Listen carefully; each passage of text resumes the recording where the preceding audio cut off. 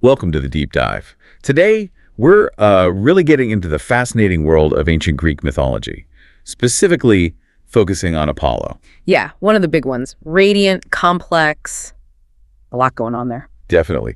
And for this, we've looked closely at a really comprehensive article. It covers his origins, his epic fights, those complicated relationships. And his massive impact, right, on Greek legend, on their whole culture. Exactly. So our mission here is to unpack all these stories from the source, pull out those key bits of insight for you. Basically, a shortcut to understanding Apollo. Who is, as you said, way more than just the sun and music guy. Much more. The source makes that clear. Prophecy, sure, but also pride. Oh yeah, serious pride. And punishment. Swift punishment sometimes. And healing too, though. That contrast is key. He's light, but there's darkness there too. Definitely. A god of contrasts. Okay, so let's jump right in his beginnings. Not exactly a smooth start, was it? No, not at all. He and his twin sister Artemis, they're born to Leto. But the problem was Zeus's wife, Hera. Always Hera. Jealous. Incredibly jealous of Leto, so she cursed her. Said she couldn't give birth on, any solid land, anywhere tied to the earth. Wow. So how did Leto manage? She found this place, Delos. It was a floating island, so it technically, bypassed the curse. Clever workaround. And the source mentions this symbolism right from the start with the twins. It does, yeah. It's quite beautiful, actually. Apollo is the golden-haired one, like the sun, radiant. Artemis is pale, dark-haired, the moon. So you get this cosmic duality right there at their birth. Exactly. Sun and moon, brother and sister. But Hera's anger didn't just vanish after they were born, did it? She sent something nasty. Oh, yeah. The serpent, Python. Yeah. A monstrous creature sent to, get rid of Leto or the newborn. But Zeus stepped in. He gave the young Apollo and Artemis bows and arrows, which, kind of sets Apollo on this path, this collision course with Python. Right. Which brings us neatly to that really pivotal moment, his victory over Python. Yeah, this is a big one. Apollo, now grown a bit, hunts Python down, tracks it to its lair. Where was that? Deep in a cave, Mount Parnassus. And the battle, was it just arrows versus serpent? Pretty much divine arrows, remember. Apollo's an archer god from the get-go. He fires, hits his mark, and eventually he kills Python. Okay, so he defeats the monster. But the article pointed out a deeper meaning, right? Symbolism. Absolutely. It's often read as, light triumphing over darkness, reason, order, enlightenment overcoming chaos, the primal threat. Makes sense. And then, on that very spot where he won, he founded something huge for the Greeks. The Oracle of Delphi. Yes, probably the most important oracle in the ancient world, became this, spiritual center. And the priestesses there, the Pythonesses, named after Python. Exactly. They'd go into a trance believed to be channeling Apollo and give these prophecies. Influenced everything, personal lives, wars, politics, all stemming from that first victory. So that victory really cemented his power. But sometimes his biggest problems came from, himself, his pride. Like that run-in with Eros. Ah, yes. Apollo gets a bit too big for his boots here. He sees Eros Cupid, basically with his little bow and arrows. And makes fun of him. Pretty much mocks him. Says bows are for serious archers like him, not for, meddling in love affairs. Ooh, bad move. Eros didn't take that well, I assume. Not at all. Eros decides to teach Apollo a lesson. Uses two special arrows. Okay. One's gold-tipped. Fires it at Apollo. Causes instant, overwhelming love. The other, lead-tipped. Fires that at a nymph named Daphne. Causes total repulsion.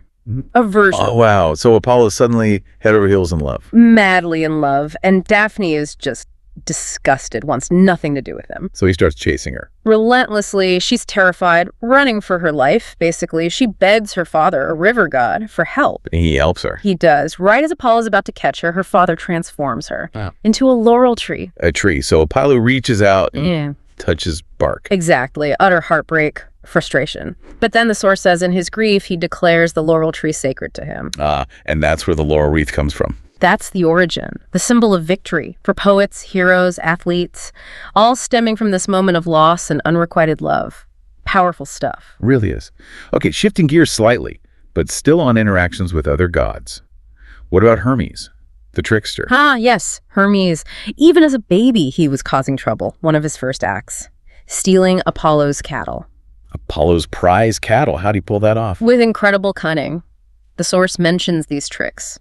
He made the cows walk backwards so the tracks were confusing. Backward hoof prints. That's clever. Super clever. And he even bribed an old man who saw them to keep quiet. But, Apollo's a god. He eventually figured out and tracked Hermes down. Was Apollo furious? Probably initially, yeah. But Hermes, quick-witted as ever, had another trick up his sleeve. Or rather, an invention. What did he make? The lyre. He found a tortoiseshell, used some reeds, some ox sinews, and crafted the very first lyre. Then he played it for Apollo. Apollo, god of music. Was completely mesmerized, instantly loved the sound, the instrument. So they made a deal. They did, a trade. Apollo got the lyre, which becomes, his signature instrument, and in return, he lets Hermes keep the cattle and gives him his own special staff, the caduceus. The one with the snakes. That's the one. It becomes Hermes' symbol as the messenger god. So this whole encounter kind of solidifies their roles, their relationship. Though the source notes it also cements Hermes' reputation as god of thieves, travelers, and good deals, maybe. Maybe. So Apollo gets his lyre, but mastery brings challenges, right? Like the contest with Pan. Right. Pan, the god of the wild, shepherds, rustic music. He played the panpipes, got a bit puffed up with pride from his followers. And challenged Apollo, the actual god of music. Bold move, wasn't it? Challenged him to a musical duel. Okay, so they both performed. Panpipes versus lyre. Yep. And the source says Pan's music was nice, rustic, charming. But Apollo, his lyre playing was divine, moved everyone, nymphs, the judges. Just technically perfect, emotionally resonant. Sounds like a clear win for Apollo. Should have been, by all accounts it was, except for one judge, King Midas. For whatever reason, maybe he just preferred Pan's simpler tunes, or maybe he was just clueless. Midas declared Pan the winner. Oh dear. How did Apollo react to that judgment? Not well, swiftly, symbolically.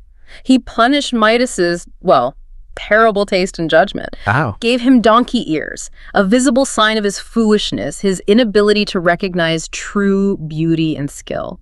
Another warning, don't disrespect the gods, especially not Apollo's art. Yeah, definitely a pattern there. Consequences. And they weren't just for rivals. His love life often ended tragically. Hyacinthus, for instance. Oh, that's a really sad one. Hyacinthus was this beautiful young mortal man. And Apollo loved him. Deeply.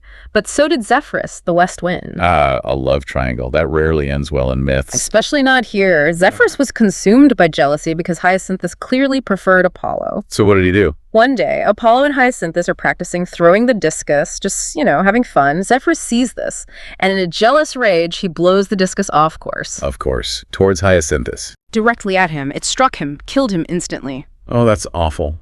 Apollo must have been devastated. Completely grief-stricken. And from Hyacinthus's blood, where it soaked into the earth, Apollo made a flower spring up, the hyacinth. As a memorial. Yeah, a symbol of his grief, but also, remembrance.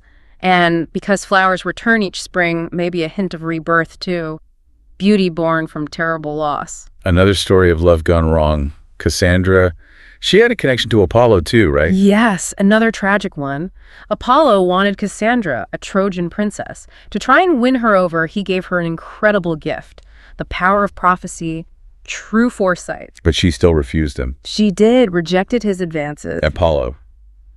He didn't take the gift back. He couldn't. Divine gifts, once given, are tricky, but he could twist it, add a curse. What was the curse? That although she would always see the future accurately, absolutely no one would ever believe her. Ever. Oh, that's cruel. Yeah. Knowing the truth but being unable to convince anyone. Exactly. And think about the consequences for Troy. She foresaw it all, the Trojan horse, the city's destruction.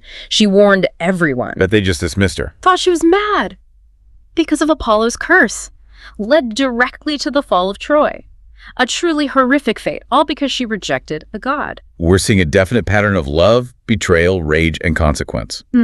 Which brings us to Coronis and indirectly to healing. Right. Apollo loved a mortal woman named Coronis, but she was unfaithful, had an affair with another mortal while pregnant with Apollo's child. How did Apollo find out? A bird told him. Actually, the source mentions a white bird, perhaps crow or raven, reported the betrayal. And Apollo's reaction? Predictably.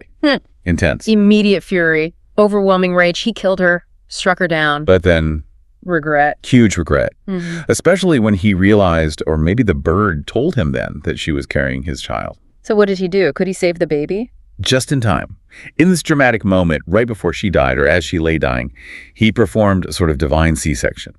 Rescued the infant from her womb. Wow. And that child was... Asclepius. the future god of healing. So Apollo saved his son. What happened to Asclepius then? Apollo knew he couldn't raise him properly, maybe too painful, maybe too busy. So he entrusted the baby to Chiron. The wise centaur, known for teaching heroes. Exactly. Chiron was renowned for his knowledge, especially medicine and healing, the perfect guardian and teacher for Asclepius. And Asclepius clearly learned well, became incredibly skilled. Beyond skilled, his mastery of healing became legendary.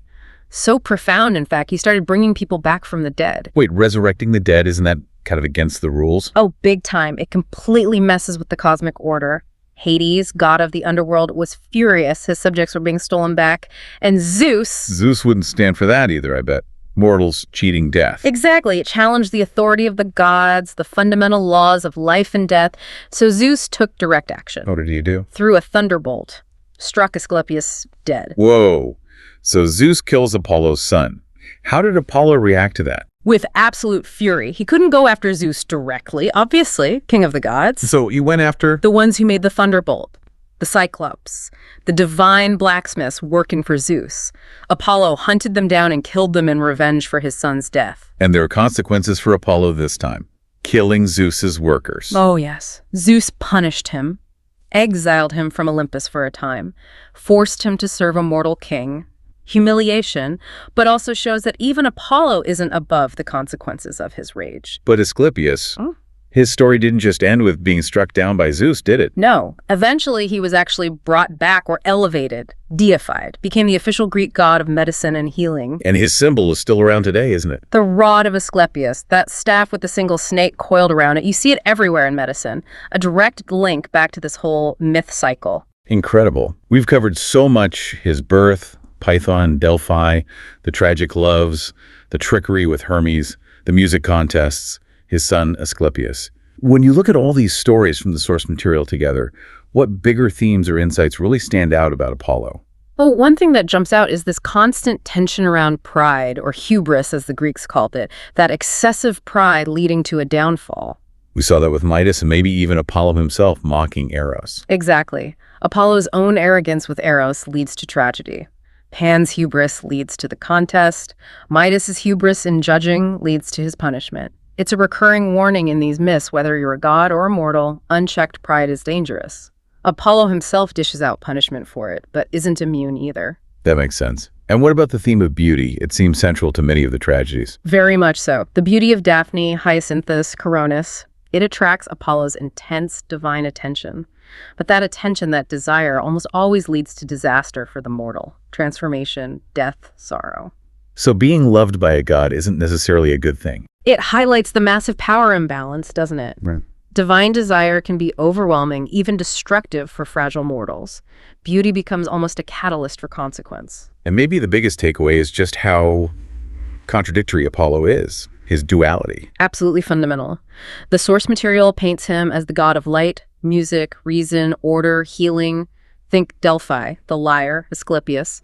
But he's also capable of incredible rage, vengeance, jealousy, and bringing about death and suffering. Python, the Cyclops, Coronis, Cassandra. Exactly. He's the healer and the bringer of sudden death or plague in some tellings, the beautiful musician and the jealous lover, the rational god and the furious avenger. He contains both light and shadow. And those transformations we talked about, Daphne becoming a tree, Midas getting donkey ears, Hyacinthus becoming a flower.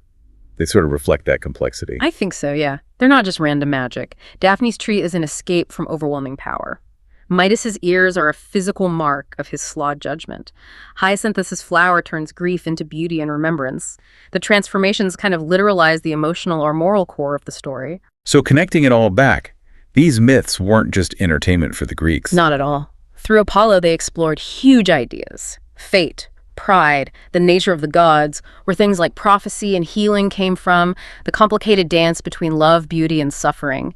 He was really central to how they understood their world. Right. So we've really journeyed through Apollo's complex mythology, drawing from that rich source material, from his dramatic birth to his victories, his tragic loves, his role in creating key parts of Greek culture. He truly embodies both the brightest aspects of divinity and some of the darkest. He really does. Which kind of leaves us, and you listening, with something to think about, doesn't it? Given all these contradictions, healer and killer, musician and avenger, sun god and jealous lover, what does Apollo's enduring power in these stories tell us?